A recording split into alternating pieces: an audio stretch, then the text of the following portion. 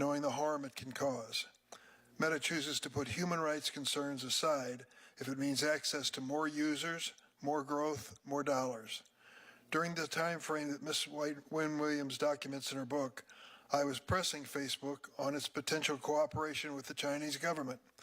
I was chair in this room of the Human Rights and Law Subcommittee, working with a staunch Republican conservative, the late Tom Coburn. We held hearings on the human rights implications of big tech operating in countries with repressive governments and sent interrogatories to Facebook on the issue. The company flatly declined to appear, claiming they had nothing to say on the issue. Here's what I said in the hearing room at the time, quote, "We asked Facebook to testify and they said, we have no business operations in China and for that matter in most of the countries of the world," end quote. In retrospect, these comments from Facebook were disingenuous at best. In one chapter, Ms. Wynn-Williams describes a board meeting where the company discussed ways to head off regulation and change the narrative surrounding Facebook. She writes that the board, quote, "gets into conversation about what other companies or industries have navigated with similar challenges, where they have to change a narrative that says they're a danger to society, extracting large profits, pushing all the negative externalities onto society and not giving back. Guess what model they chose? Big tobacco." That analogy is apt. Like big tobacco decades ago, big tech tells us their products do no harm. Like big tobacco, big tech tells us they can be trusted. And like big tobacco, they fight to prevent any regulation that might make them pay for the cost that their products impose on society. We have seen it time and time again in Congress. Any effort to regulate big tech is met with millions of dollars in ad campaigns, lobbying, and other opposition. But Congress has fought this battle before, and we have won. Almost 40 years ago, I was a member of the House of Representatives.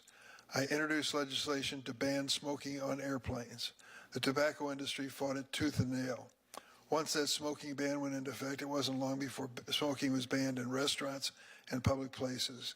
That one little law finally turned the tide against smoking in America, and it ultimately saved millions of lives. Thanks to people like Ms. Wynn-Williams, I believe we're at a similar tipping point with big tech. The word is out. The shine is off. We can all see the harm big tech has caused, from enabling the spread of CSAM and harming teen mental health to facilitating repression in places like China and Myanmar.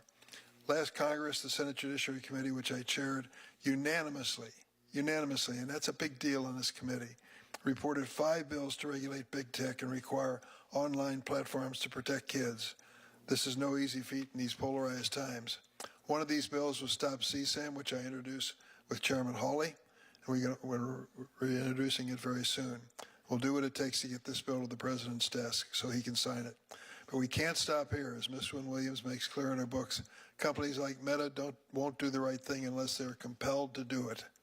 That's why I will also join with Chairman Hawley, Senator Graham, and others to introduce a bill to sunset Section 230 of the Communications Decency Act. For nearly 30 years, Section 230 has shielded big tech from liability for the harms they cause. Only by removing that liability shield will big tech finally have to take the steps companies and all other industries have to take to protect their customers. Unless and until Congress imposes accountability on these companies, nothing will change. Children and society will continue to pay a price. I hope this hearing and Ms. Wynn-Williams' testimony can once again shine a spotlight on the need to regulate big tech and build momentum. Thank you, Mr. Chairman. Thank you. We're delighted to have the chairman of the full committee, Senator Grassley, with us. And so I'm going to turn to Senator Grassley for an opening statement. Thank you, Senator. Thank you for exposing all this, or will be exposed. Thank you very much. In my 50 years as a member of the United States Congress, I've seen all kinds of whistleblower retaliation. I've seen it across all industries. The United States tech industry is no different.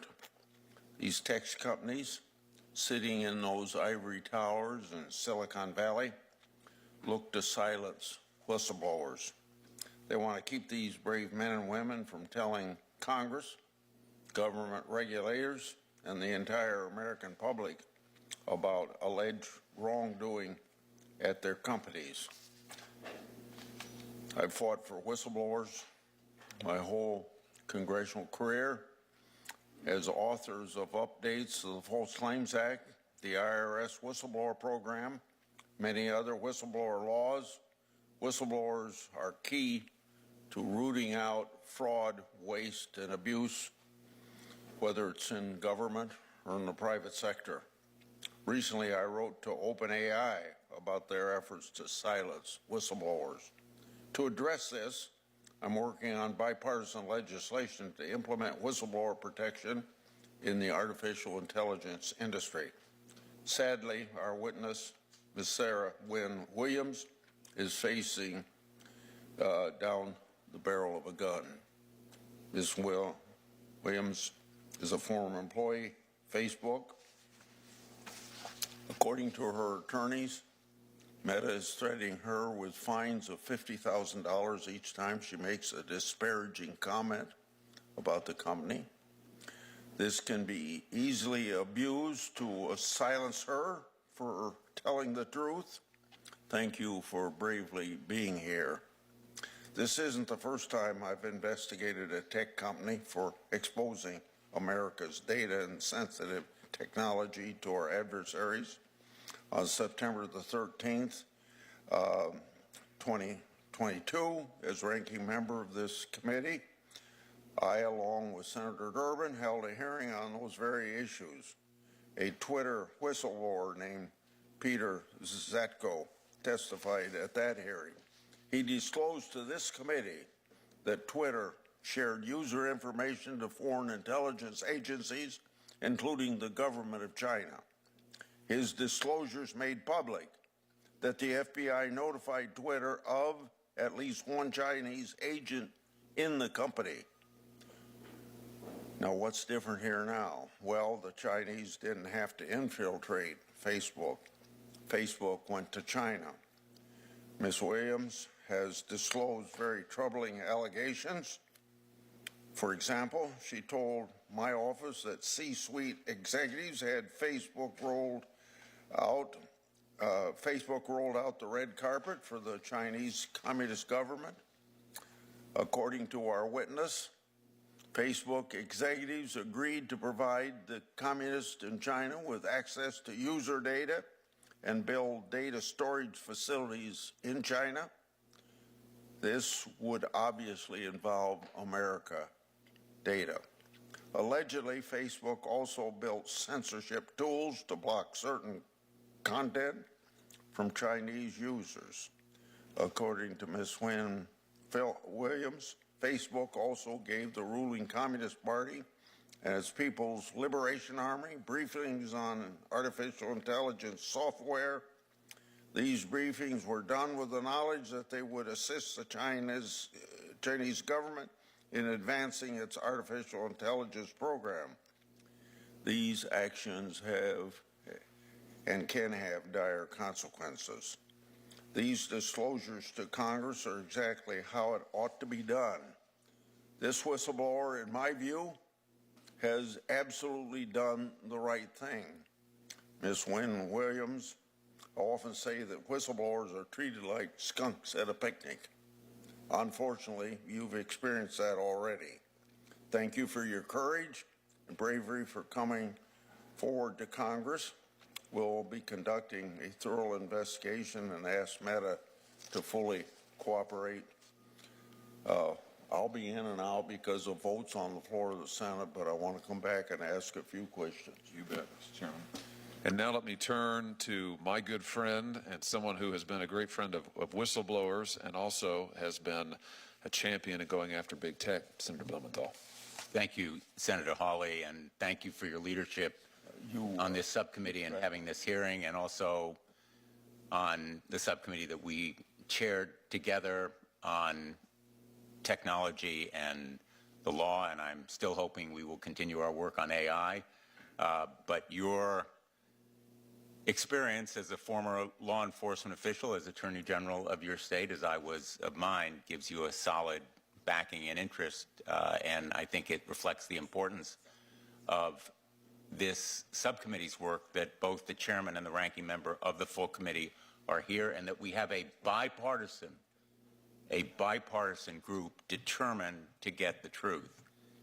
And let me just say right at the start, I just so tremendously admire your courage, Ms. Wynn-Williams, in standing up to Meta, a gigantic economic and political force, and to China that would like to see you silenced as well and is cheering from the sidelines, or maybe not even from the sidelines, what Meta is doing. And what it is doing is absolutely despicable.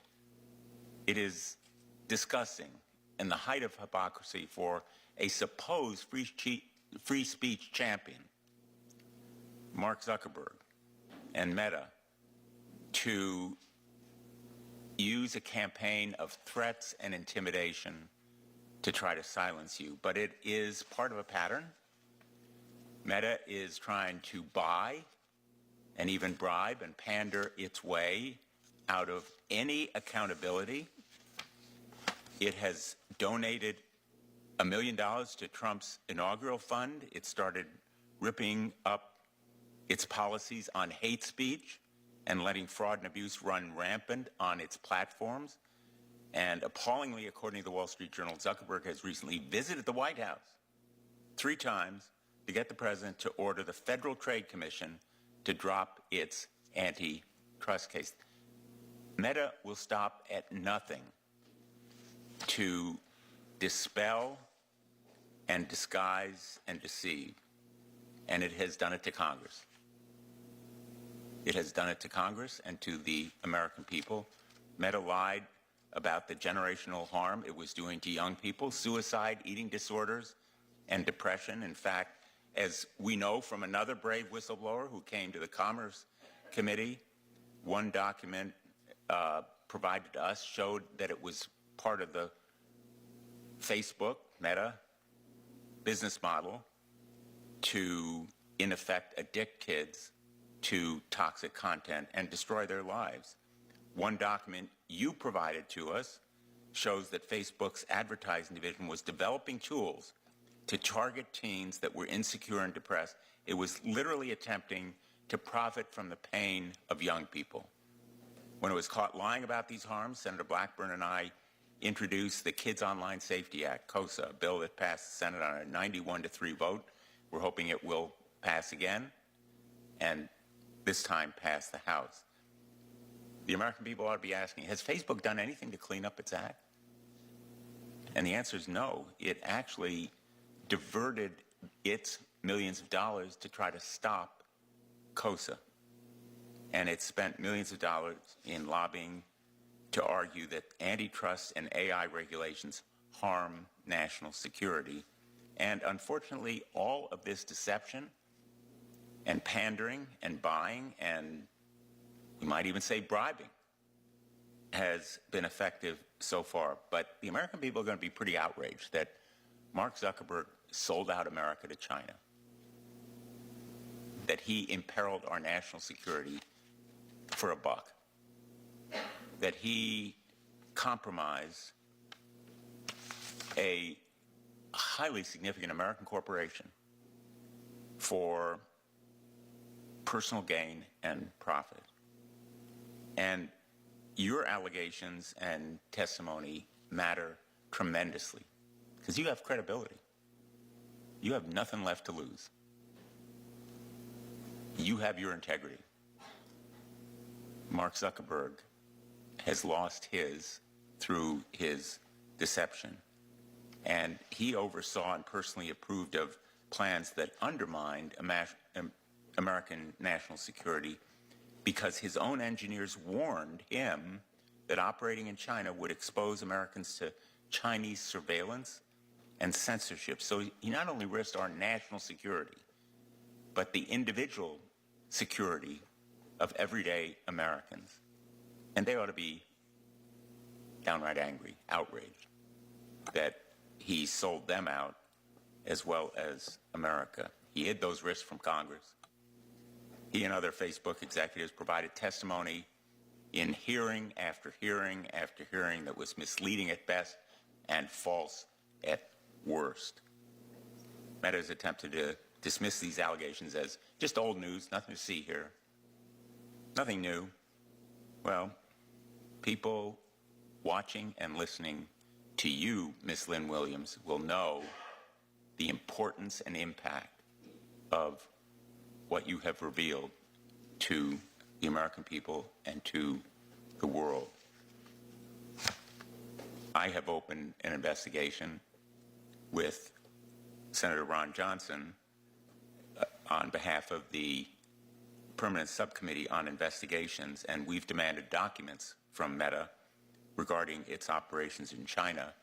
The Permanent Subcommittee on Investigations is determined to use whatever tools and instruments and powers we have to get to the bottom of all of the facts here.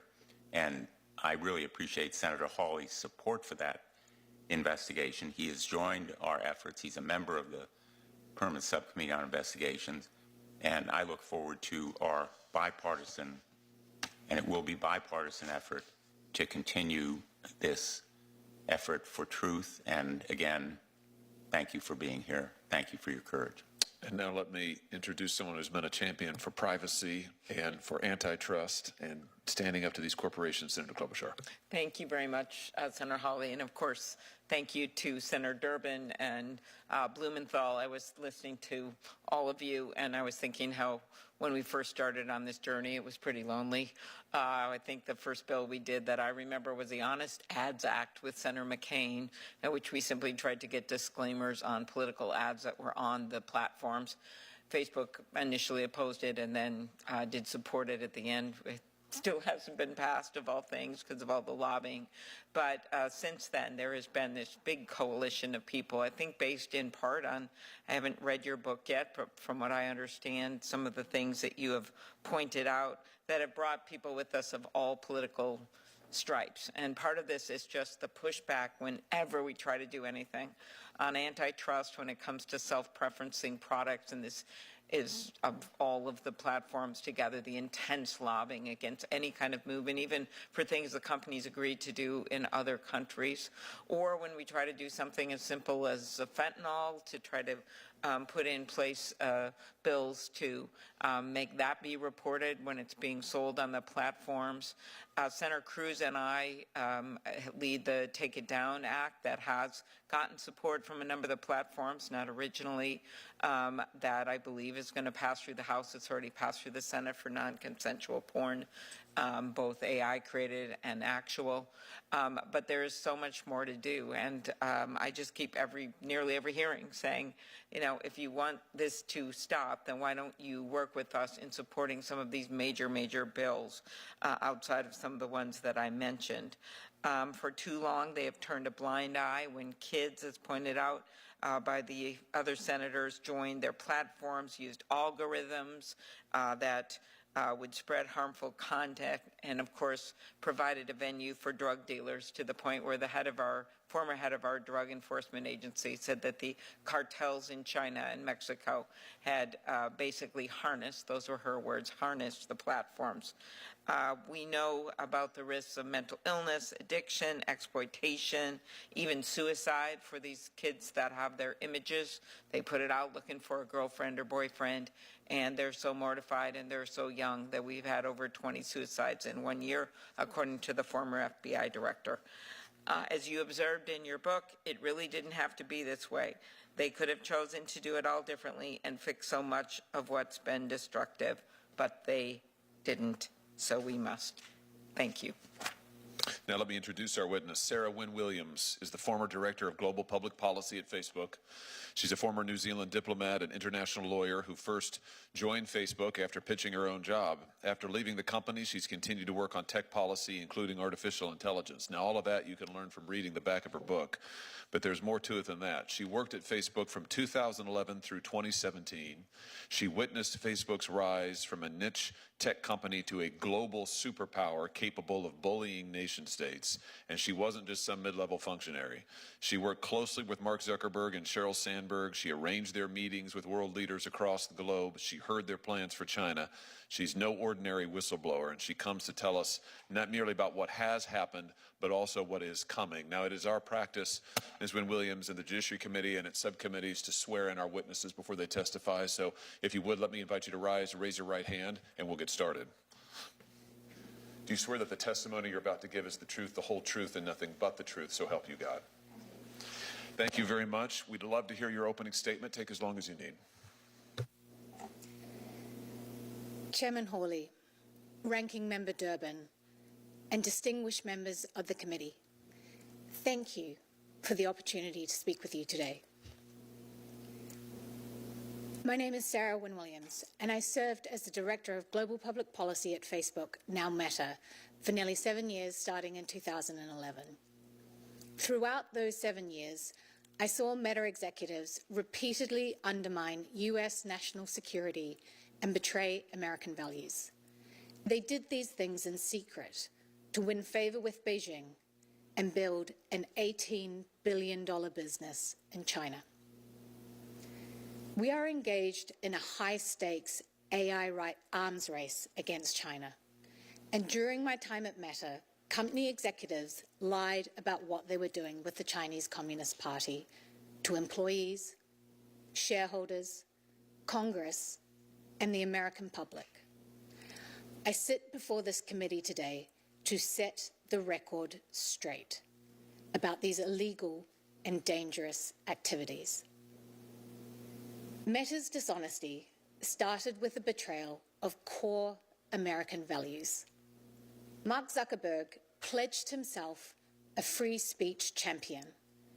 Yet I witnessed Meta work hand in glove with the Chinese Communist Party to construct and test custom-built censorship tools that silenced and censored their critics. When Beijing demanded that Facebook delete the account of a prominent Chinese dissident living on American soil, they did it, and then lied to Congress when asked about the incident in a Senate hearing. The willingness to censor was not the only troubling thing I witnessed. I watched as executives decided to provide the Chinese Communist Party with access to Meta user data, including that of Americans. Meta does not dispute these facts. They can't. I have the documents. As recently as this Monday, they claim that they do not operate their services in China. Another lie. In fact, they began offering products and services in China as early as 2014. That hasn't stopped. Their own SEC filings from last year show that China is now Meta's second biggest market. Meanwhile, Meta's AI model, Llama, has contributed significantly to Chinese advances in AI technologies like DeepSeek. Facebook's secret mission to get into China was called Project Aldrin and was restricted to need-to-know staff. There was no bridge too far. Meta built a physical pipeline connecting the United States and China. Meta executives ignored warnings that this would provide backdoor access to the Chinese Communist Party, allowing them to intercept the personal data and private messages of American citizens. The only reason China does not currently have access to US user data through this pipeline is because Congress stepped in. Meta started briefing the Chinese Communist Party as early as 2015. These briefings focused on critical emerging technologies, including artificial intelligence.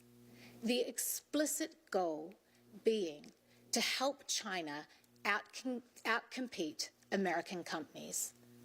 There's a straight line you can draw from these briefings to the recent revelations that China is developing AI models for military use, relying on Meta's Llama model.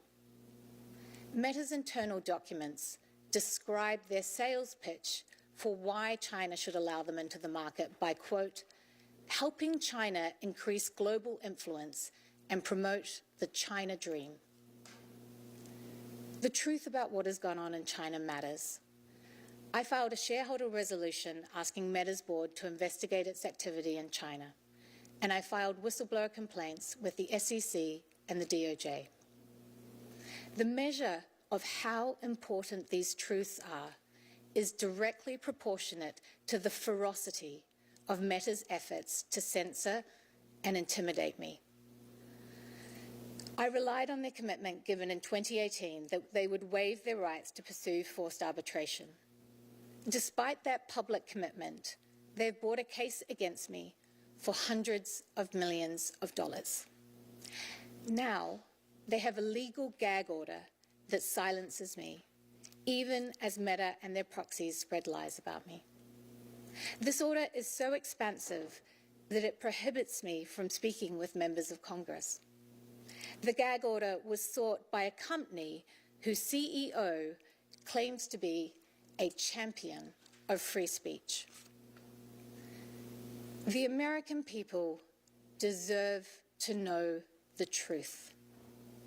Meta has been willing to compromise its values, sacrifice the security of its users, and undermine American interests to build its China business. It's been happening for years, covered up by lies, and continues to this day. I am here at considerable personal risk because you have the power and the authority to hold them accountable. Thank you. Thank you, Ms. Wynn-Williams. We're going to have 8-minute rounds of questioning, and I will start. Let me just start with something that you referenced, Ms. Wynn-Williams, a moment ago. Facebook Meta issued a statement again last night saying that they don't do business in China. Now, is that true? Facebook Meta is not doing business in China? Is that accurate? That is not accurate, Chairman Hawley. Facebook has a $18.3 billion business in China. And to give just one example, in 2014, it launched Oculus in China with a strategy of playing dumb. And Oculus has continued to grow as a significant part of their business. In fact, they have, since 2014, 2015, they have launched multiple apps in China, often without, well, always without seeking authorization from this government, not informing their shareholders, not informing Congress, not informing the public. And now they have employees in China. Is that accurate? They have a partnership with Tencent in China. Is that accurate? Their Oculus VR business is in China. Is that accurate?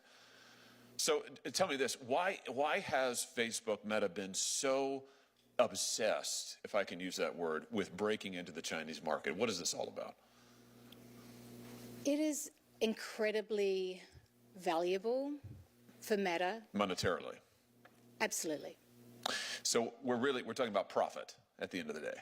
We are absolutely talking about profit. Profit and power. Let's talk about what Meta has been willing to do for profit and power. You said just a moment ago that Meta's dishonesty started with the betrayal of core American values, and you mentioned that Mark Zuckerberg has pledged himself as a free speech champion. I notice he talks a lot now in the American media about free speech. I notice he talks a lot when he goes to the White House about free speech and how Facebook won't censor and Facebook will protect the rights of all. Have you ever known Mark Zuckerberg to censor on behalf of China? Yes, Chairman Hawley. Let's talk about a few specific instances. In 2017, the Chinese dissident Guo Wingyi suddenly had his Facebook profile shut down. Now, Facebook at first said that this was a temporary glitch. Was that true to your knowledge? No, Senator Hawley. In fact, Facebook shut down this dissident's page. This dissident, as you pointed out a moment ago, was living on American soil at the time. Facebook shut down that page based on pressure from the Chinese Communist Party. Is that accurate? That's accurate. Let's just take a look here at the documents. Here's some meeting notes taken shortly after a conversation with a Mr. Chow, who's a Communist Chinese Party member, a government official. Here, Mr. Chow asks Facebook, it says to Facebook that they want Mr. Guo's Facebook page dealt with. The notes say that Chow wants Facebook in China, but there are others who don't, so we Facebook need to take measures and do more in such situations to demonstrate we can address mutual interests. And then they go on to list, here's what we could do. We could do nothing, we could say we can do something, or we can do even more than expected, but we need to provide a response to the Chinese Communist Party on what we can do. So here we have evidence of high-level contacts between Chinese Communist Party officials and Facebook asking for this dissident's page to be taken down. Facebook acknowledging this pressure, saying we need to do something if we want to get the party's cooperation, the government's cooperation. And what happened next? Well, Senator Hawley, one thing the Chinese Communist Party and Mark Zuckerberg share is that they want to silence their critics. I can say that from a personal experience. So I think they came to the right man. This led to a series of events where eventually this man on American soil was kicked off the platform. So in April of 2017, following these conversations, Facebook takes down the profile, bans it, of Mr. Guo. Then in September, they make that ban permanent. Now, here's the really interesting thing. When Facebook's general counsel was asked about this directly under oath in a Senate Intelligence Committee hearing, he sang a different tune. Senator Rubio asked him directly, was there any pressure from the Chinese government to block his account? Was there any pressure to block his account? The general counsel, Mr. Stretch, no, Senator. We reviewed a report on that account and analyzed it through regular channels using regular procedures. Was this truthful testimony, Ms. Wynn-Williams? No, Senator. It's in fact an outright lie, is it not? It is, Senator. We just saw the documentation. Facebook received not just a request, Facebook received direct pressure from the Chinese Communist Party and bowed to it and discussed it internally and planned it and then lied about it to Congress. Let's talk about what else they've been able to do and willing to do in order to get this access to the Chinese market. Let's look at some more meeting notes. Here's a readout of a group of Facebook engineers offering to create a censorship regime that will allow Facebook to block all traffic the Chinese Communist Party doesn't want. Phase 0, this is an internal chat. Phase 0, we identify all traffic that are currently blocked in China and we, Facebook, block them. This is a test for us to see whether we can actually identify all traffic from China. And then the chat continues, yes, good way to build trust. And another conversant says, great stuff, guys, let's do it. What do they, give us some context here, Ms. Wynn-Williams. What are they talking about doing here? When they say block all content that China wants, we, Facebook, do it for them. What are they talking about? They're talking about activating their censorship tools on behalf of the Chinese Communist Party. So Facebook creates censorship tools that will allow them to assume the burden, if you like, of censorship, where they will do all of the censoring that the Chinese government was doing. Facebook would do it on their behalf. Is that right? That's my understanding, sir. And here you have Facebook employees celebrating it. Good way to build trust. They mean build trust with the Communist Chinese Party, right? Correct, Senator. And great stuff, guys. Let's do it. Meaning they greenlit this and went forward to see if they could make it happen. Is that accurate? That's my understanding, Senator. All of this, let's be clear, for a murderous regime in China, the most barbaric, most evil regime on the face of the planet, and our free speech champion, Mark Zuckerberg, is here with his team of engineers actively working to make Facebook censor on their behalf. Let me ask you this. What about user data, Ms. Wynn-Williams? Facebook has said publicly many times we would never compromise user data. It's a red line in the sand. We'd never do that. Never, never, never. Was Facebook ever willing to share user data with the Chinese Communist Party? Yes, Senator. In fact, they had a plan for that, didn't they? Here's some more documents, internal documents. Update, I spoke with the China team yesterday. They flagged a potential complication arising from our negotiations with the Chinese government. I emphasize this is a Facebook document now. These are Facebook executives. In exchange for the ability to do operations in China, Facebook will agree to grant the Chinese government access to Chinese user data. There it is in black and white. Facebook will agree to grant the Chinese government access to Chinese user data, including Hong Kongese user data. And then they talk about they're going to have to get their Hong Kong citizens to re-agree to terms of service so they can slide this right by them. This is extraordinary. Can I just ask you, Ms. Wynn-Williams, was Americans' user data ever compromised? Or they ever planned to compromise American user data in any way, do you know? One of the challenges with the servicing a market as big as China was the internet infrastructure that would underpin that. So I mentioned the cable that they joined between the US and China, and that would be very helpful. But in servicing this market, but it would still mean that the service would be slow. So they contemplated using POP servers, and POP servers is a technical data center that brings the data closer to the end user. The challenge with POP servers is that you can't segregate data. It would have American data, it would have Chinese user data, and it would be on Chinese soil. So I want to just be clear about this. Here in this document, Facebook is talking about making Chinese user data available to the Chinese government because they're going to store that data in China.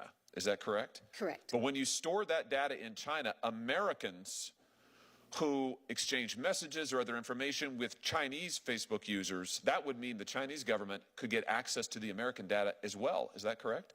Through the POP servers, potentially, yes. And Facebook was willing to take that risk? Yes, there was a lot of discussion about this, and ultimately, yes. I mean, this is extraordinary.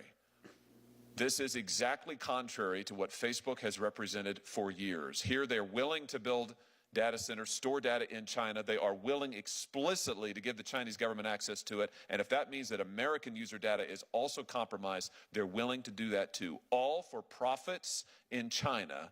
There was virtually nothing they weren't willing to do. Chairman Grassley? And I'm only sitting over here because of your chart. I take very seriously adversaries having access to critical technology such as artificial intelligence, and I noted in my opening statement you made allegations about Meta's efforts to help China's government in that field. In your opening statement, you said that Meta's goal was to help China outcompete American companies. Can you explain why they would want to do this, and is there any documentation on that point? Thank you, Senator. They saw, I guess, part of the value proposition that they could provide the Chinese Communist Party was their expertise in helping Chinese officials. So they explicitly, and I would be happy to provide you with the documentation, called out U.S. firms. They said, we can help you, China, not have to rely on firms like Cisco or IBM because we can help you with the technical expertise. So they were offering on, things like how to build more efficient data centers, or how to ensure that engineers could better understand technology like photo tagging. Okay. And then, and by the way, that documentation would be appreciated. What was Meta's ultimate goal when they briefed Chinese government on artificial intelligence technology, and what information and technology did they provide?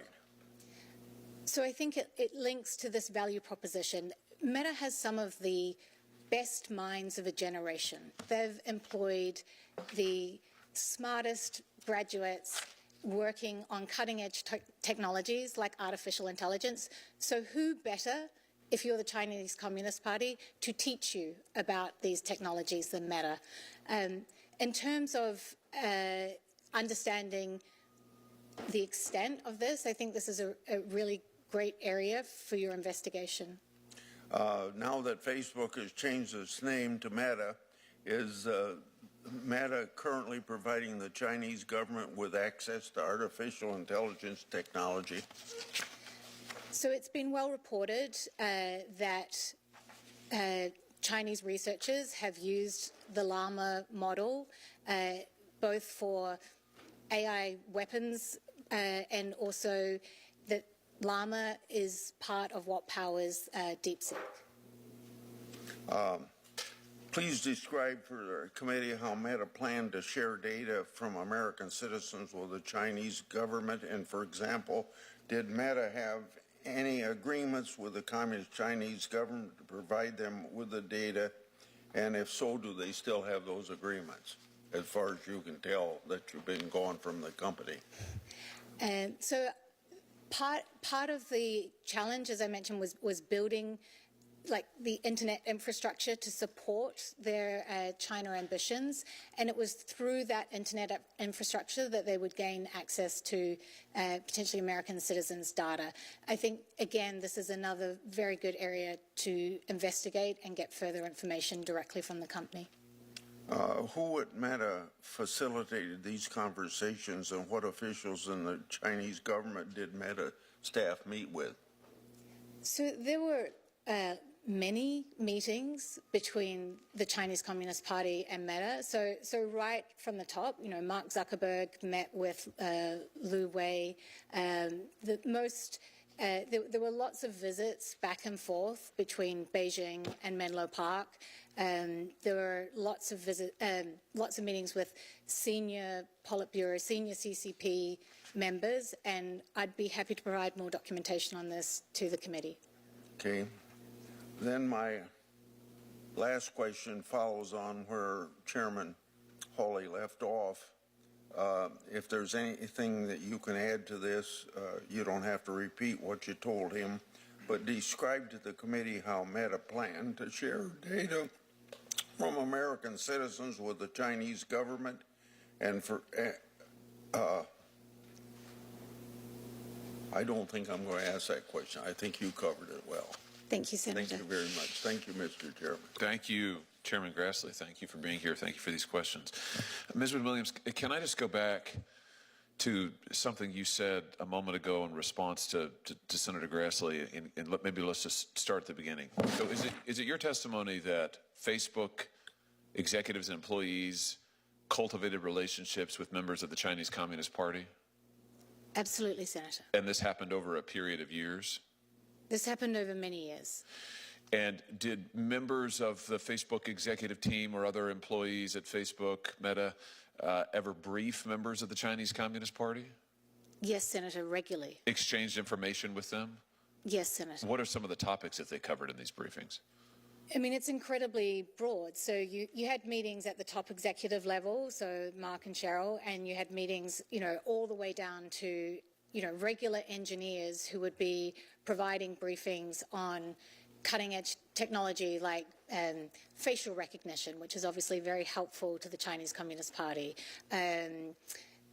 Facebook Live, as I mentioned, photo tagging, internet infrastructure, so how to build effective data centers. Facebook has a project called the Open Compute Project, which has 5 Chinese companies as a member of it. So it was at every level on every aspect of the many different technology that Facebook has. You testified a moment ago that one of the things that part of their value proposition to China was that they would help them, Facebook that is, would help China outcompete other American businesses. Can you just say more about that? I mean, that seems like an extraordinary thing to me. Here you have an American company going to our chief foreign adversary, on whom we currently have tariffs of like 10 billion%, and saying, hey, we'd love to help you. We would love to help you beat all of these other American companies. That's extraordinary. I mean, what can you tell us about that? I'd be happy to provide the documentation. I mean, literally the documents in which they were writing this were called our value proposition to be put before the CCP.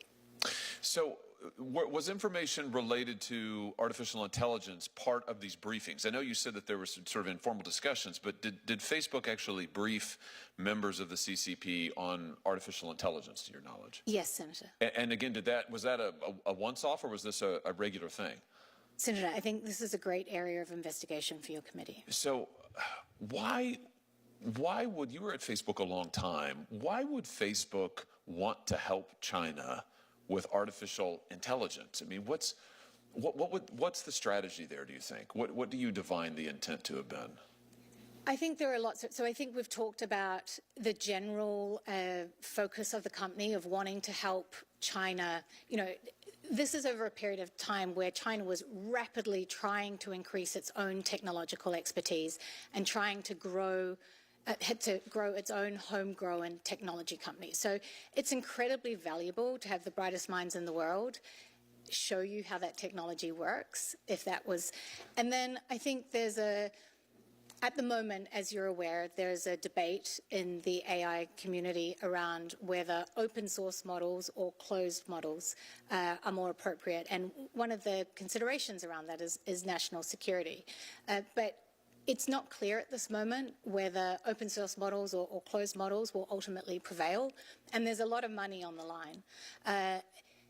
In some ways, you could say, it's helpful if you want open source to prevail to have a strong threat from a Chinese model so that you can say it's really important that America wins this and we are the American open source option. And I think you can see the way that strategically plays out. So what you're saying is Facebook's AI model, Llama, I think it's called, that's an open source model, is that right? Correct. And I think they just released Llama 4 or something just recently, the last few days. So that's an open source model. Many of the other American competitors, Sam Altman's company, for example, OpenAI, is a closed-sourced model, closed-source code. So Facebook has a fundamentally different take, an open source model. They're briefing the Chinese government, including CCP officials, on this model, on their information, and then we get the revelation of DeepSeek just a few months ago, China's sort of breakthrough on AI. Do you think that Llama had something to do with DeepSeek? Do you think that information sharing helped lead to DeepSeek? I think it's been widely reported that the DeepSeek model is in part based on Llama. And so just playing this out, if China's DeepSeek model, another open source model, I think, right, becomes the chief competitor to these other models in the United States, what you're saying is that it stands to reason, and this is something for us to look into certainly, but it stands to reason that in a way Facebook would benefit from that because you've got this threat in DeepSeek. Facebook is the only other really major American open source model out there. The others aren't built on that platform. So, Facebook's, their profile is raised, the significance of their model is raised, and maybe they become more important than ever. I mean, does that stand to reason? I think it's a winner-takes-all situation, and I think that would set up Meta in a very strong position. And as usual with Mark Zuckerberg and Meta, they intend to win and take all.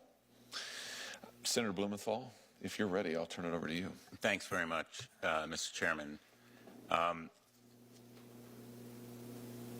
In order to operate in China, the Communist Party requires American companies to register with authorities and host servers inside the country. And I think it's pretty well known that Chinese law requires that security services are allowed access to any data hosted within the country. Did any of Facebook's security team or its engineers raise concerns to management about Americans' private information being exposed to Chinese spying? Yes, Senator, they did. And how did they do that?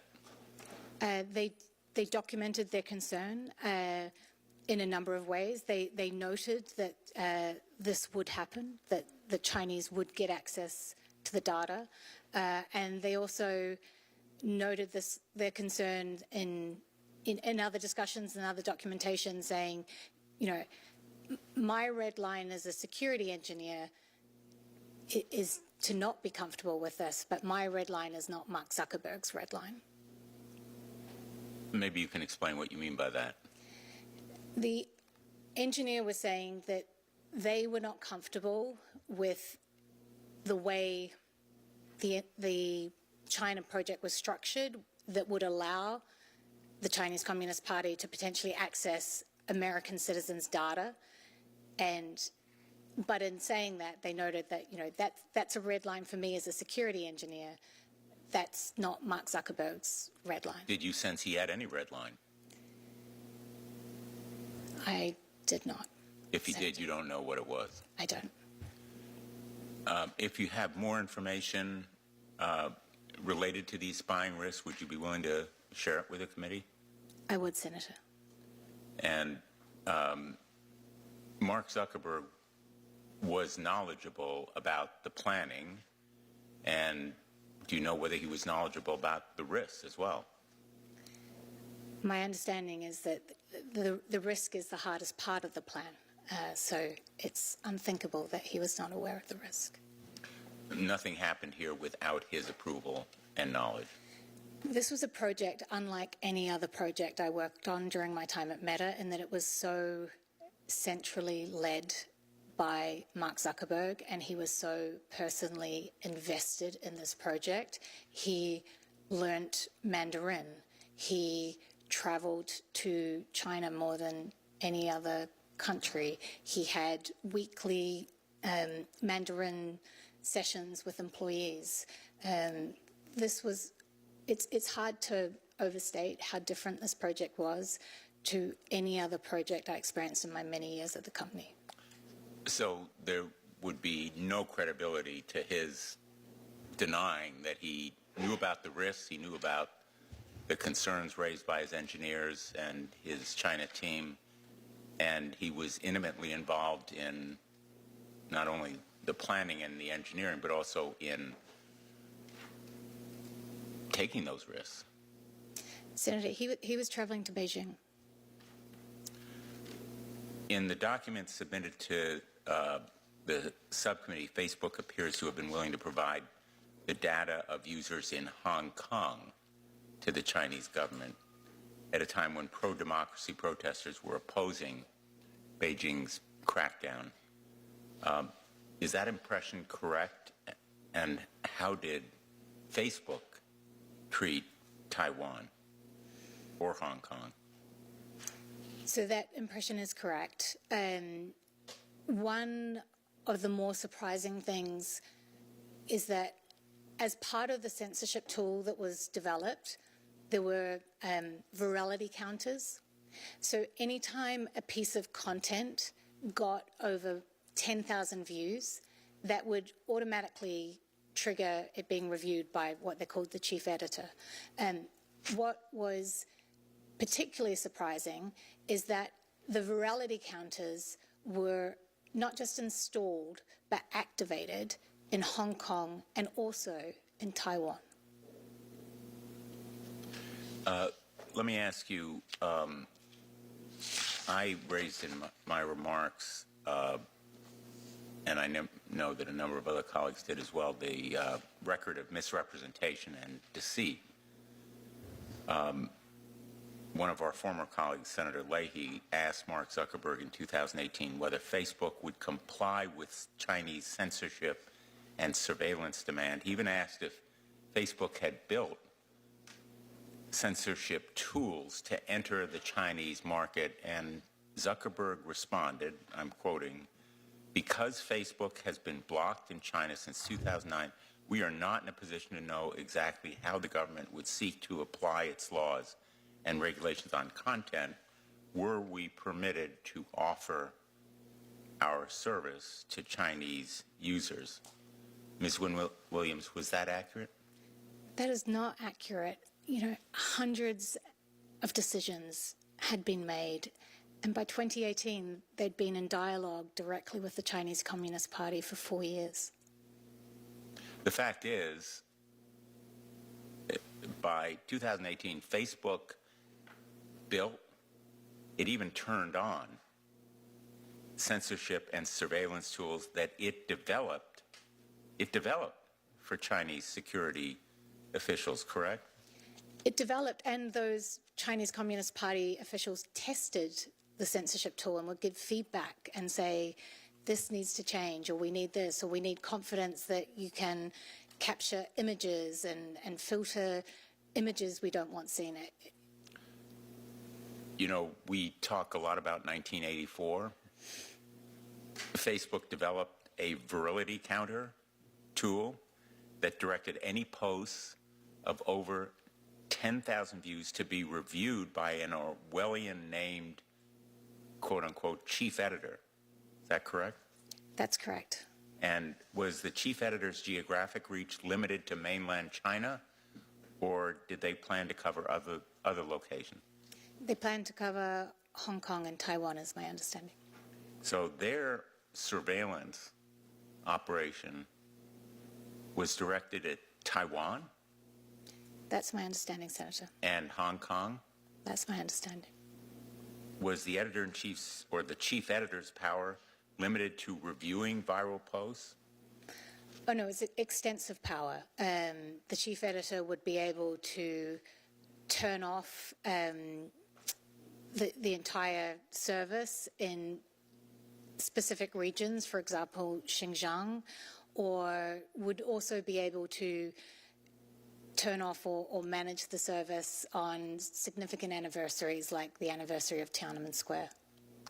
So the chief editor, a creation of Facebook, was an Orwellian censor that applied to locations outside mainland China, to Taiwan and Hong Kong, to people not within the legal jurisdiction of China, but also obviously the Chinese themselves. And it was designed and implemented by Meta and Mark Zuckerberg. Correct, Senator. Even though its very existence was denied before this committee in 2018. That's correct, Senator. Silicon Valley companies are famous, as you know, for their moonshot programs, such as Google X. In recent years, Mark Zuckerberg spent billions of dollars on the metaverse and AI. He even named or renamed the company as part of a pivot to focus on that technology. Did Facebook engage in any moonshot efforts in China? And were these efforts walled off or protected from the Communist Party? They did, Senator, and I'd be happy to follow up with the committee on this point. You'd prefer to follow up privately?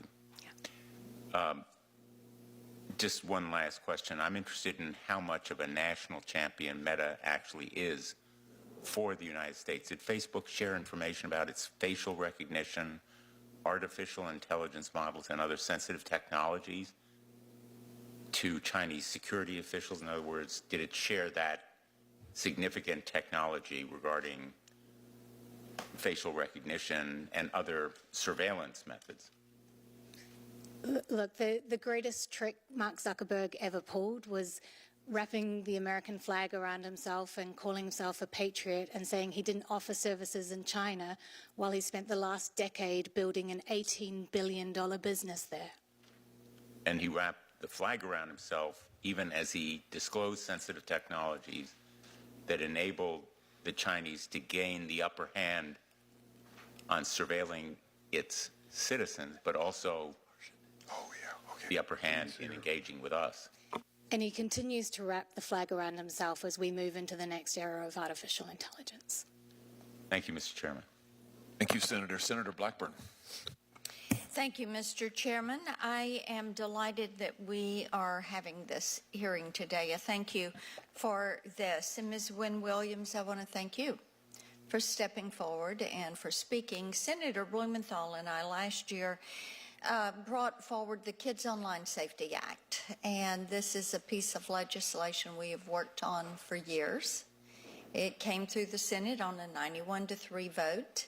It failed in the House. As you would imagine, Meta spent millions of dollars lobbying against us and against the legislation, while at the same time they were claiming how much they cared for children and how they wanted to take care of children. And of course, one of the problems, as we have heard these heartbreaking stories from parents of trying to reach out to Meta, no response, of the cyberbullying that was taking place, the pleas from principals and child psychiatrists to do something, and yet they would not do it. And I noted in your book that you talked about Meta targeting children with ads based on their emotional state.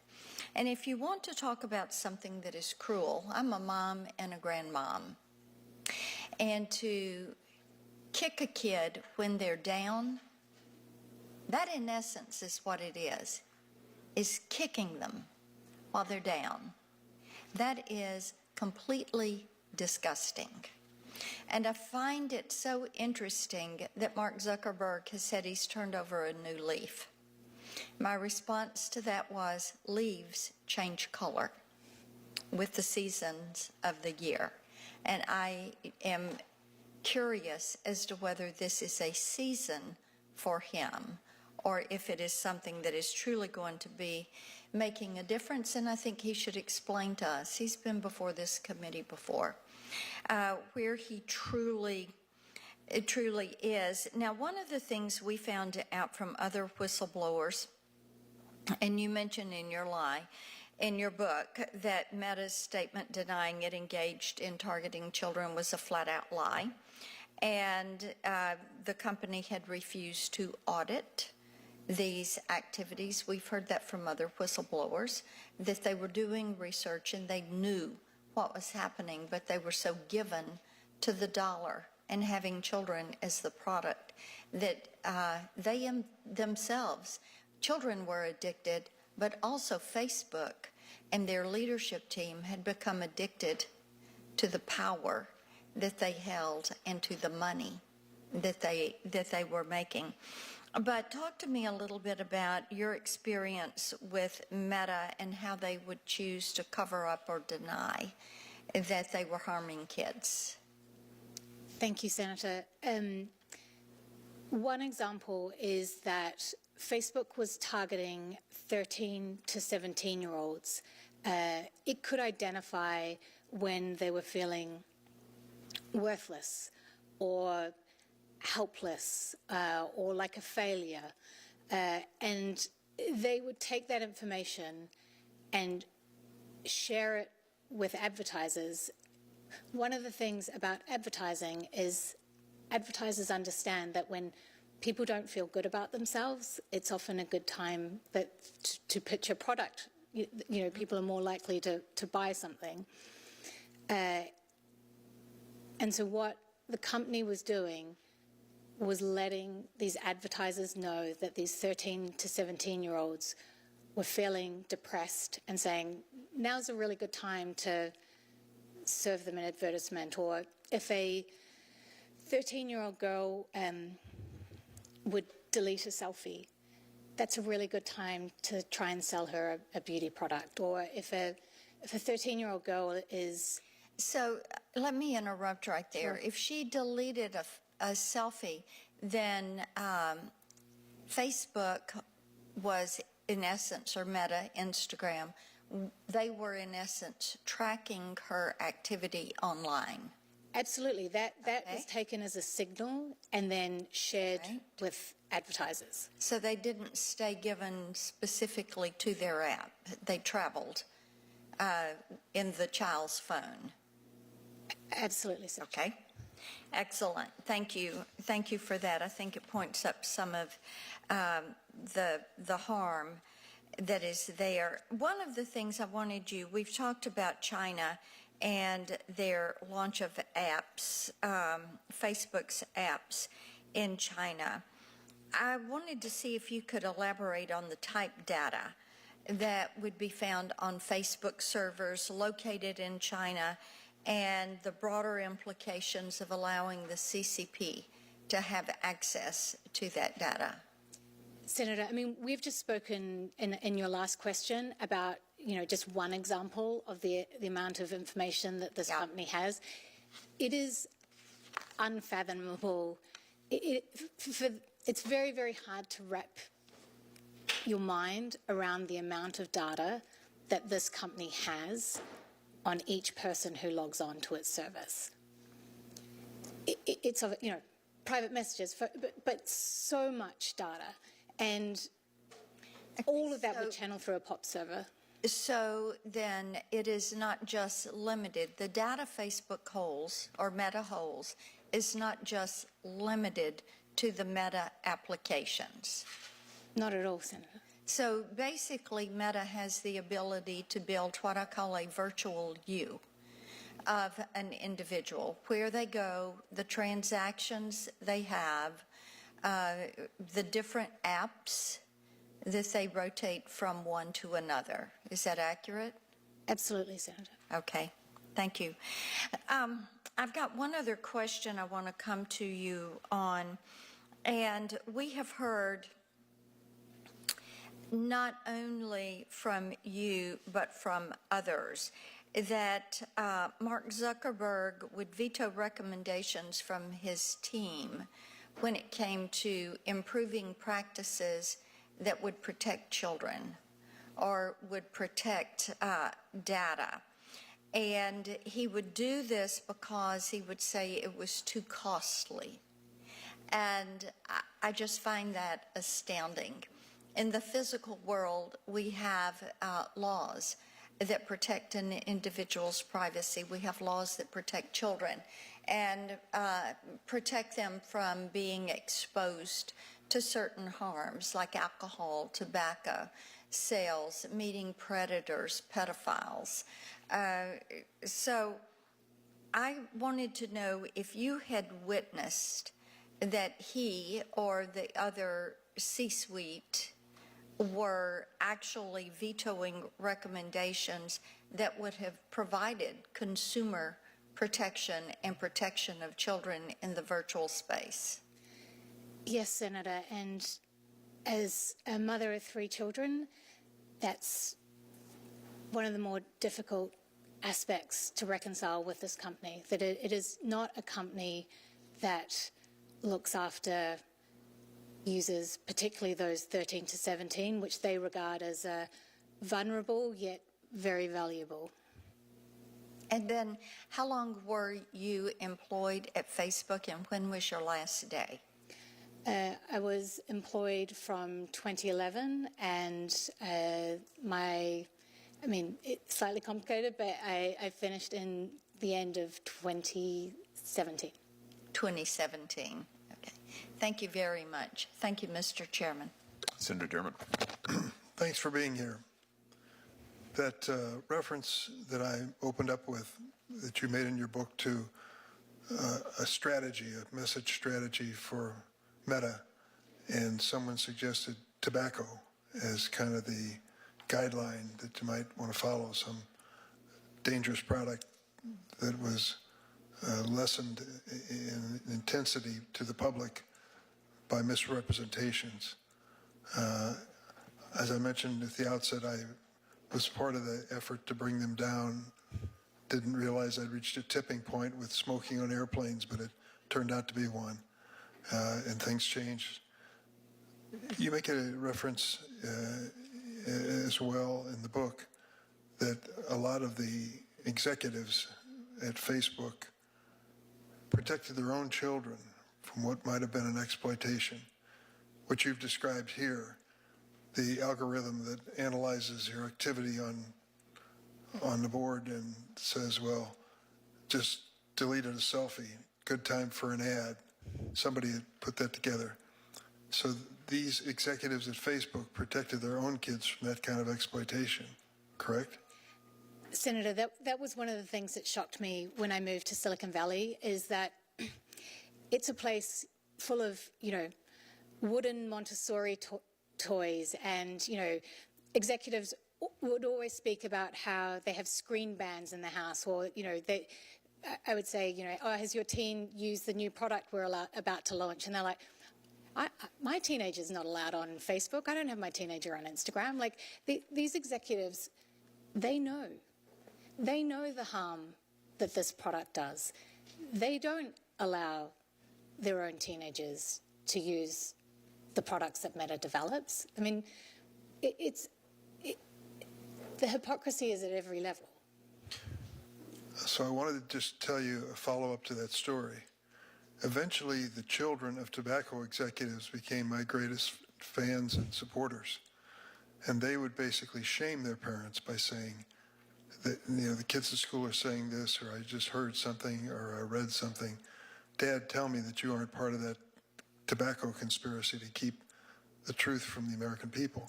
They became a force, a moral force in the conversation. It'd just be speculation, but I hope that that is the case here as well. I hope you're right, Senator. I read these things, and so I want to ask you a question that is more generic, but I'm just curious as to the decision process at the highest levels. When there is a decision being made about what you're going to turn over, what Facebook, Meta, is going to turn over to the Chinese, all their demands that you said the company denied to so many other countries, but for China, they made an exception.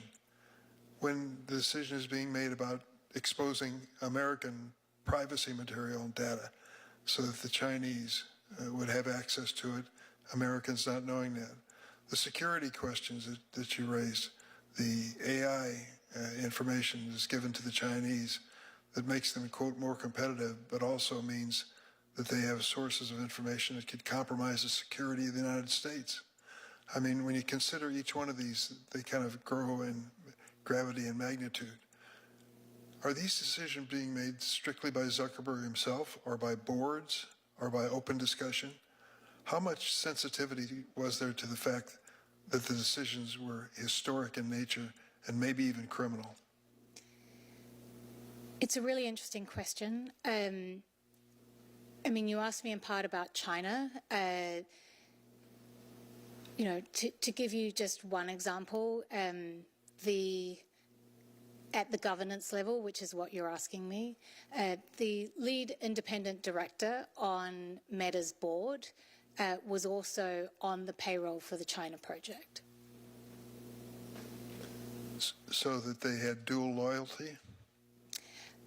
I think the question around accountability and governance of this company and of tech companies more generally, there needs to be a lot more accountability. I don't think the current governance structures are anywhere close to being sufficient.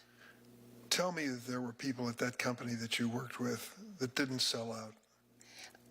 Absolutely, absolutely. There are, you know, there were amazing people, and there are people who were horrified and had very strong moral conscience.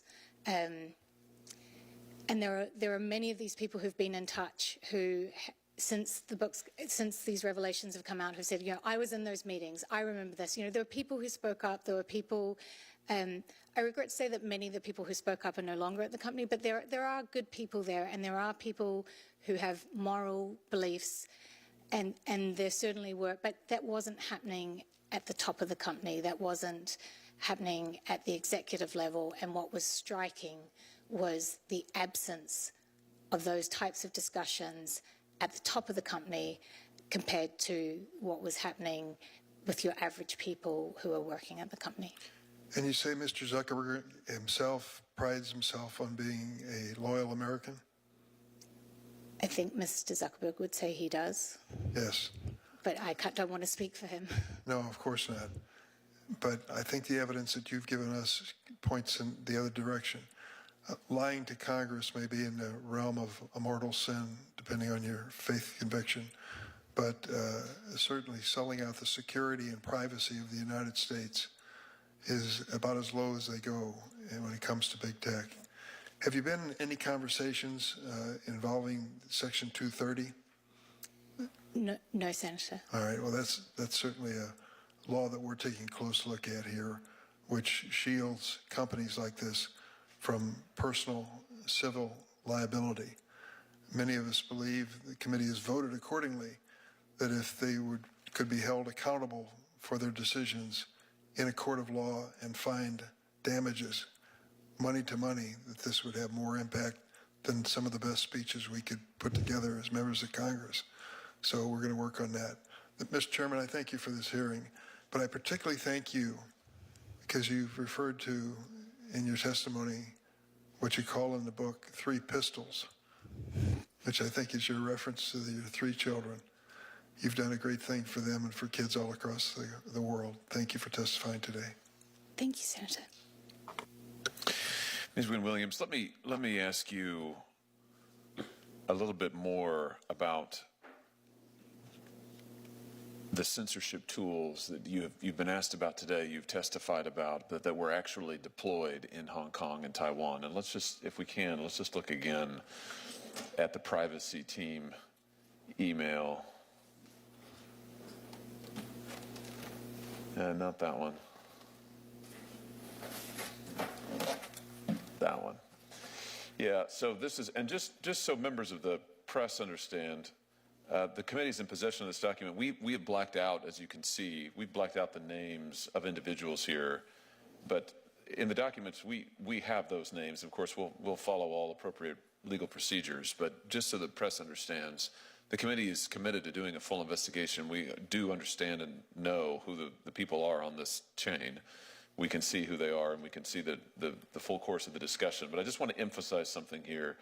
The update is they spoke with the China team. They flagged a potential course of potential complication of course of negotiations with the Chinese government. Let's just stop there for a second. Someone pointed out to you that Mark Zuckerberg testified under oath that he didn't know what the Chinese government's terms would be to operate Facebook in China because they were banned, quote unquote, in China. So he just had no idea. He was saying this as late as 2017, 2018. He just had no idea what the terms would be. That's just categorically false, isn't it? Absolutely, Senator. And this email shows that it is false, correct? Correct. In fact, what this email shows is Facebook is in very regularly close contact with members of the Chinese government, down to specifying how they want the censorship tools to work. They're giving feedback on it, back and forth and back and forth. And here they've agreed on a set of censorship tools to deploy in Hong Kong, down to the fact that they say we're going to have to actually re-TOS. Does that mean terms of service? Correct. So in other words, they're going to have to push out to Hong Kong users a new click thing for them to click on, which they won't, of course, really understand or know because it's almost impossible to decipher. But in fact, what they're doing is it's allowing Facebook to stand up new censorship tools on behalf of the Chinese government. Is that correct? That's correct. Now, here's another interesting point. Back in 2012, the FTC here in this country, the FTC entered a consent decree with Facebook about privacy.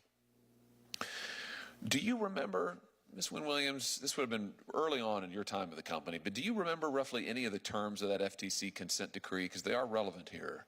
I do, Senator. They were intended to prevent Meta from deceiving people about the extent to which they collect and share their data.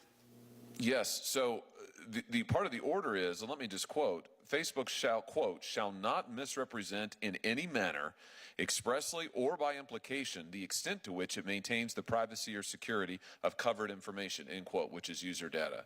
Now, Facebook is under a consent decree with the FTC on this basis, and yet they are deliberately misrepresenting across the world the security of user data. They are negotiating with the Chinese government to turn over user data, grant the Chinese government access to Chinese user data, including the Hong Kongese, including Taiwan, and yet they're representing to American government officials, no, we don't do that. We don't do that. In fact, they testified under oath. We don't make user data available.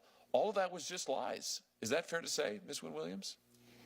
Senator, many decisions have been made, and they were all premised on the basis that Meta would hand over Chinese user data to the Chinese Communist Party. So in addition to lying to Congress on what seems like a fairly regular basis, lying about suppressing dissidents, lying about setting up censorship tools, they've also arguably violated FTC consent decrees. And we have the documentation. This isn't just Ms. Wynn-Williams' opinion. This isn't just her recollection. We have the documentation with the Facebook employees, who I might add are high-level, executive-level employees, who are planning this and doing this. It's quite extraordinary. This was a pattern of operations at Facebook over and over and over. We'll come back to that, Ms. Wynn-Williams, but if you're ready, Senator Klobuchar, Of course I am. I'll turn it over to you. Thank you. Thank you very much. And I just again appreciate that you have come forward. In your book, you wrote that Facebook remade American news media by inserting Facebook at the center of it, driving down ad rates for newspapers, and distributing their stories using their content to boost time spent on Facebook. Senator Kennedy and I, as a side, have a bill to push negotiations for the price of content, which I think is really important. But could you explain how Meta uses news content to boost time spent on Facebook, and how that allows Facebook to sell more advertising without paying publishers their fair share?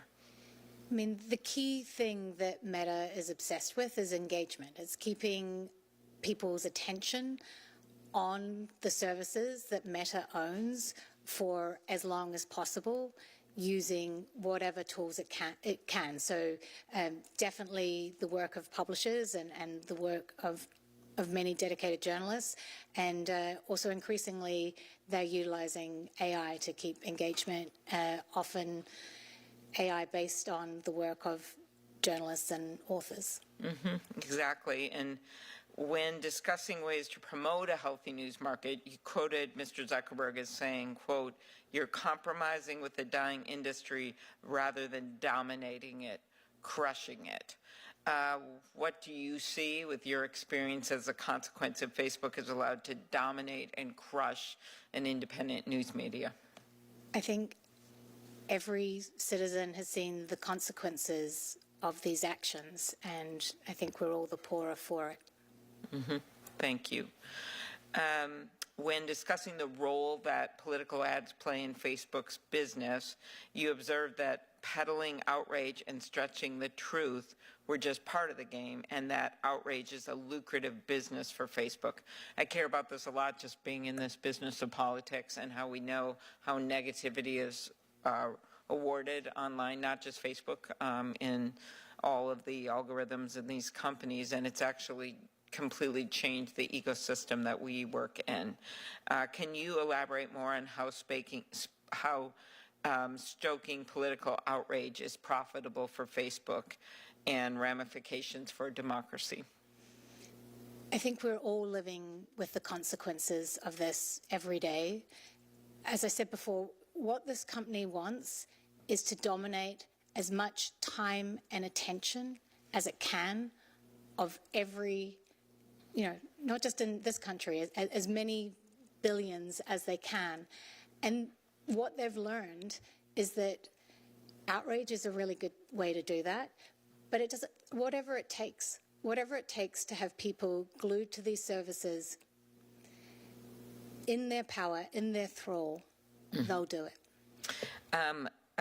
The major focus of this hearing, of course, on China, and I have to say that I found that whole piece of this ironic, because when Senator Grassley and I were trying to pass our bill about the self-preferencing, which was also, of course, got the ire of Google and Amazon, these other companies. You remember that day well when we had the hearing, Senator Hawley, the markup on this bill. Well, one of the things that kept being thrown in my face and in those of others that work on this is China. You're actually going to destroy us, and then China will dominate. And at one point, another senator actually said that that was what national security officials said. And anticipating that, I had actually gone around to the then head of the FBI, the head of the CIA. I'd called them all or seen them at things. And while they were getting in the business of endorsing, they said, no, this idea of doing something about putting consumer protections in and saying you can't put your own product all the time at the top of the search engine, that did not hurt our national security vis-a-vis China. But that is what they claim. And that's what's so interesting about your experience and your testimony. And your book actually reveals the extent to which Facebook was willing to put growth over the U.S. national interest to gain favor with the Chinese Communist Party, as you point out in your testimony today. In fact, and I know Senator Grassley asked you about this, you wrote, Meta started briefing the Communist Party as early as 2015. You talked about this today. The explicit goal being to help China outcompete American companies. Could you elaborate on that?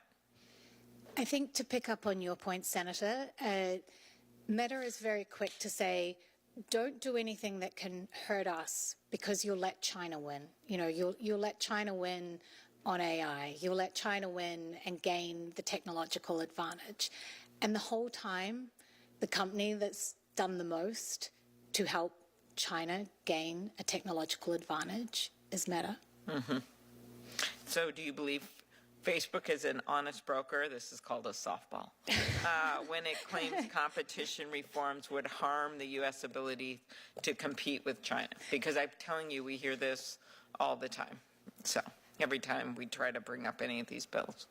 I hope what we've discussed today, Senator, helps you push back very firmly and gives you something to create some real accountability. And then finally, Senator Cruz and I mentioned we have this bill, Take It Down, that's passed the Senate.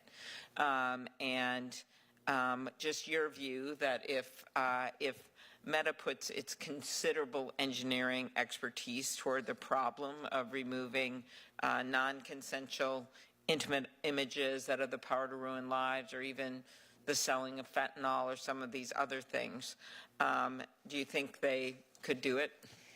Senator, they've shown to the Chinese Communist Party that when they're motivated to get something, to remove something, they can be absolutely expert in it very fast. All right. Thank you very much. Thank you, Senator. Senator Blumenthal. Thank you. Thank you, Mr. Chairman. I would be interested in knowing, Ms. Wynn-Williams, when Meta first tried to silence you, when they first contacted you, what was said to you, and I assume it was in the nature of a threat and a warning of some kind. Yes, Senator, I have had some very, I'm trying to find the right word, aggressive threats from this company, and the last 4 weeks have been very difficult. Apart from the threats in a judicial setting, have there been others?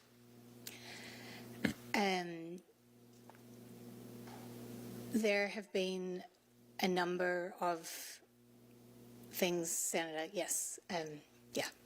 Would you prefer to tell us about that in private? No, it's okay. I can. Sorry, it's hard, but I can talk about it. Yeah.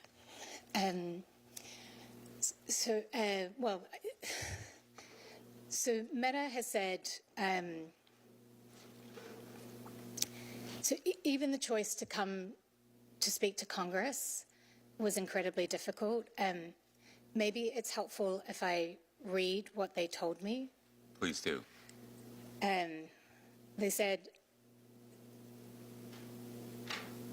the purpose of, they said if the respondent, well, if me, if I were permitted to communicate with legislators, that's you, such actions would create an exception to non-disparagement, that it would eat the rule.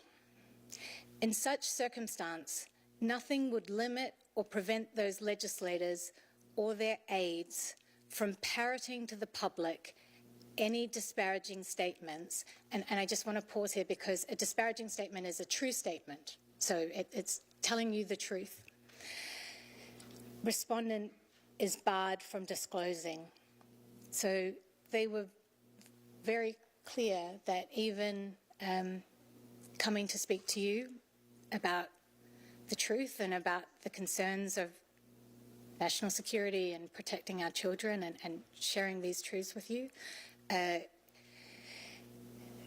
would have not only $50,000 for each truthful statement, actual damages for breach of confidentiality, actual and punitive damages for fraud and other claims.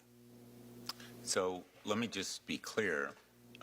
In effect, they are warning you against what we might say publicly based on your comments to us, even though they might not hold you or bar you from coming here. They have said that is a potential consequence. That is the order they have secured. That, in effect, you'd be held responsible for what we might say as a result of your truthful testimony. Not just you, Senators, something your aide might say. I mean, they frame it as something your aide might parrot. In other words, what these folks in back of us might say, as well as what we might say. Even though it's factual and true. Even though it's factually true.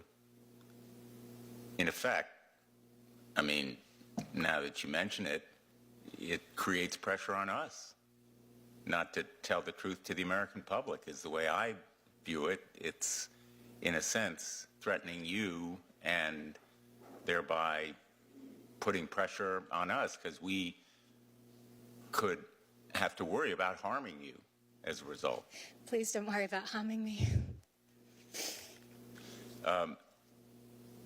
And when did they first contact you? I guess when they became aware of your book, or? Well, that's right. They put out public statements when they first became aware of the book. But they also effectively tried to, I mean, I don't know I'm learning very fast about the system of arbitration, which seems incredibly unjust. But they sought to game that. They said that they had notified me of an arbitration. They didn't. They have my email on file. They have so many ways to contact me. I worked for them for a long time. Most of the senior executive have emailed me, but they chose not to notify me through that email address. So I was not able. They issued a public statement. So they first went public and then contacted you. Well, they didn't contact me, but yes, Senator. And what did they do to start the arbitration process? They started it without me. They secured the order without me. Without any representation? That's correct, because I was not aware of it. They'd sent it to an email address from 2007. And my understanding is that you were regularly communicating with Meta, but they still used a defunct email address to serve the notice of the emergency arbitration. You were provided no notice of the proceeding, the appointment of an emergency arbitrator without your legal team knowing or having opportunity to object, and the initial hearing took place without anybody from your legal team participating. Yeah, I didn't know about it, so I couldn't participate in it. And once they had an emergency gag order in hand, they knew how to reach you, correct? Senator, I was, well, honestly, I was trying to get my toddler to eat some oatmeal, and the doorbell went, and it's a little embarrassing, but it was just after the book had published, so I thought it might have been someone delivering flowers. No, it was a gag order. So Meta's flowers were a gag order, and they knew where you were.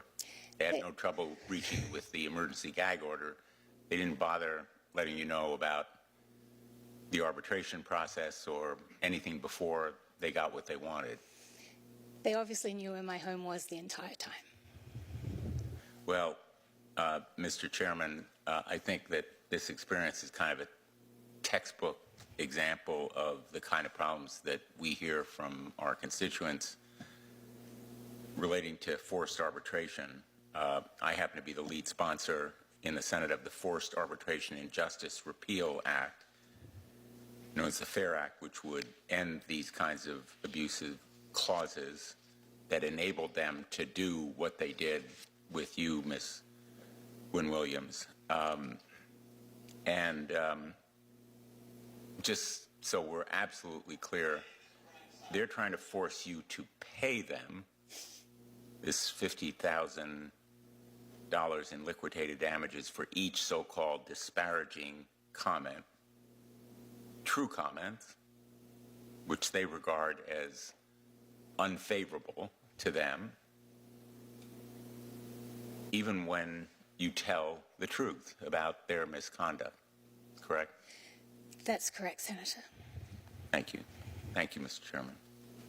Thank you, Senator. Before we let you go, Ms. Wynn-Williams, just one other line of questions, if I could, just one other subject. You actually touched on it with Senator Blackburn. She was talking to you about the kind of research that Facebook has done and the kind of advertising that they're willing to sell. And to me, what's so interesting about this is we've seen, frankly, the moral bankruptcy of this company and its leadership when it comes to China. And we've seen them be willing to lie to Congress, lie to the American public. We've got the documents in black and white. We've seen them be willing to give away American user data. But they were also trying to find out a way to make a buck on Americans, teenagers, children in times of distress right here in the United States. And I just want to give you an opportunity to comment on this. Here's an internal Facebook chat where a Facebook policy director asks, is it really accurate that Facebook is doing research into young mothers and their emotional state? Is it your understanding that there's other research related to young mothers? Answer, yes. I looked at one list of research topics and saw one about young mothers and their emotional state. Coming down, the person says, I'm wondering about asking my apparently morally bankrupt colleagues if they are aware of any more. This is about Facebook's program to target ads to people when they are in emotional distress. Is that right? Is that what we're seeing here? That's correct, Senator. And that included teenage girls, as you were discussing with Senator Blackburn, those who had maybe recently deleted a selfie, maybe not feeling very good about themselves, and Facebook said, oh, fantastic opportunity. We could sell this to advertisers. It apparently also included young mothers who are in moments of distress. I mean, who knows what that might include? Everything from the spilled oatmeal you were trying to put into your toddler's mouth. I have 3 children, so I understand. Or who knows what, much, much worse things. So Facebook is constantly looking for opportunities to sell to advertisers, to make a buck, even on their own users. And they're doing it by tracking their users all over the place, tracking their emotional state. I mean, have I got that accurate? You've got that accurate, and beyond that, it's things like things that often do concern teen girls, like body confidence. You know, that's something else that they use to target, you know, weight loss or other things on you know, children, really, 13 to 17-year-olds. So, to your knowledge, did Facebook, after this email exchange, you know, where another user says, I think it's a slippery slope here, and then there's the admission, there is a level of behavioral targeting. I mean, just to be clear, I want everybody to see this. There is a level of behavioral targeting. I mean, these are Facebook executives. Again, this is a policy director in this chat acknowledging that this is what Facebook is doing. Did it stop? Did Facebook stop doing this? Not to my knowledge, Senator. Yeah, in fact, we know they didn't because other whistleblowers came forward to show that at Instagram, owned by Facebook, there was explicit targeting that goes on. There was explicit knowledge that the Instagram product was causing, in some cases, severe emotional distress, particularly to young girls. Facebook kept right on doing it anyway. Is that just because it made them a bunch of money? Senator, you know, as a mother of 3 children, it's very hard to say this, but yes, you know, one of the discussions I had with one of the business leaders was like, we just don't need to do this. Like, as a company, you know, Meta's now $1 trillion company. It is not short of money. It doesn't need to do this. And what he explained to me is like, you know, we've got the most valuable segment of the population. You know, advertisers really want to reach 13 to 17-year-olds, and we have them. We should be trumpeting it from the rooftops. It's really just extraordinary.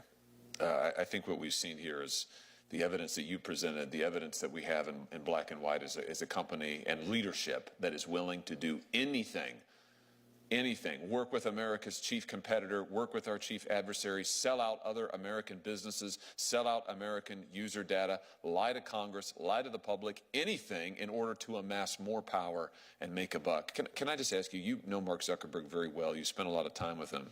He's recently tried a reinvention in which he is now a great advocate of free speech after being an advocate of censorship in China and in this country for years, after suppressing the Hunter Biden laptop story, after working hand in glove with the Biden administration to suppress content on COVID, to suppress content on masks, to suppress content on election questions, on vaccines, all of that. Now that's all wiped away. Now he's on Joe Rogan and says that he is Mr. Free Speech. He is Mr. MAGA. He's a whole new man, and his company they're a whole new company. Do you buy this latest reinvention of Mark Zuckerberg? Senator, there are 2 things. If he is such a fan of freedom of speech, why is he trying to silence me? And the other thing is that this is a man who wears many different costumes. When I was there, he, wanted the president of China to name his first child. He was learning Mandarin. That was, he was censoring to his heart's content. Now his new costume is MMA fighting or whatever, free speech. We don't know what the next costume's going to be, but it'll be something different. It's whatever gets him closest to power. If he were here, is there anything you'd like to say to him? Senator, I have a lot of questions for Mark Zuckerberg, but he has proven time and time again that you cannot believe his answers. He's lied to members of Congress, he's lied to his employees, and he's lied to Americans. And that's why I'm asking this committee to hold him accountable. Well, we're going to do that. And I just have to say, I don't trust his latest reinvention at all. He sat where you have sat in front of this committee multiple times in my short time in the Senate. Every time it's a different answer. Every time it's a different facade. But every time, the one consistent through line is every time it's something misleading. Every time it's something other than the truth. Every time it's about Mark Zuckerberg, not the American people. It's about Mark Zuckerberg, not what's good for this country, not what's good for his users, not what is the truth. And I, for one, am very tired of it. So I have a message to Mark Zuckerberg as well, which is that it's time for you to tell the truth. You should come to this committee and take an oath and sit where Ms. Wynn-Williams is sitting now and answer this evidence. Stop trying to silence her. Stop trying to gag her. Stop trying to hide behind your lawyers and millions of dollars in legal fees you're trying to impose on her. Stop threatening other whistleblowers. Come to this committee, take the oath, sit there, let us question you, and give the American people the truth. We will be waiting for you. Senator, anything further? Well said, Mr. Chairman. I associate myself with your remarks, and what I would say to him is stop silencing Ms. Wynn-Williams, for starters. And I go along with you that he ought to come here and tell the truth. I just want to clarify that the statement on speaking to Congress was from the arbitrator. Is that right? The arbitrator that Meta saw. The arbitrator that Meta obtained, and the gag order is still in effect. That's right, Senator. This may be the last time I'm allowed to speak. Well, it's not going to be the last time you're allowed to speak if we have anything to do with it. What I would say to Mark Zuckerberg is stop gagging Ms. Wynn-Williams. Let her speak the truth, and you come here and tell us your version of the truth if you have the guts to do it. Thanks, Mr. Chairman. I can promise you, Ms. Wynn-Williams, that this will not be the end. This is just the beginning. We are going to get the truth, and you have done a great service to the American people by telling the truth here today. Thank you for being willing to do it. With that, this committee is adjourned.